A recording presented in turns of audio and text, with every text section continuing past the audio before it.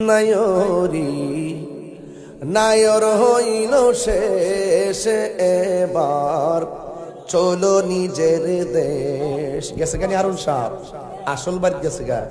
নায়রি নায়র হইল শেষ, এবার চলো নিজের দেশ। তোমার জীবন খাতাই লিখায় আছে, জীবন খাতাই লিখায় আছে স্বামীরা দেশ, এবার চলো নিজের দেশ।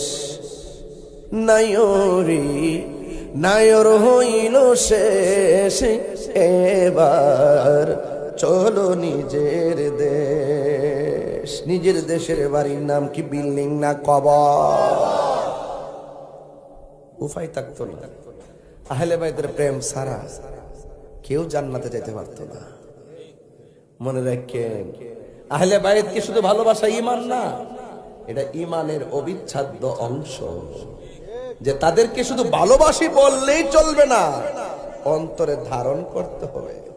নামাজ পড়ো এই কথা বলে না, বলছে নামাজ কায়েম করো। শুধু নিজে পড়ো না, তোমার পুলারে বেদ দিয়া ফিরাইয়া মসজিদে লইয়া যাও, তোমার বউরে বাড়ি দিয়া ঘুম থেকে উঠাও।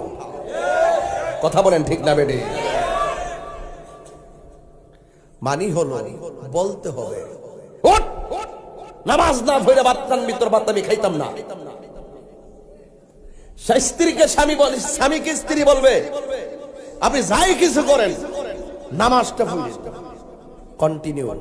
কারবালার মাঠে ইমাম হুসাইন বুঝাই দিয়া গেছে, মুখে দাঁড়িয়ে আছে, মাথায় পাগড়ি আছে, কপালে দাগ আছে, 5 ওয়াক্ত নামাজ আছে, ফুরাতের পানি দিয়া ওযু আছে। ইমাম হুসাইন বলছে থাকতে পারে, তার বাহ্যিক লেবাস সুন্দর, তার বাহ্যিক ব্যবহার সুন্দর, তার আমল সুন্দর, তার সব সুন্দর, কিন্তু অন্তরে আহলে বাইতের প্রেম নাই। যার অন্তরে আহলে বাইতের প্রেম নাই, তার ইবাদতের কোনো দাম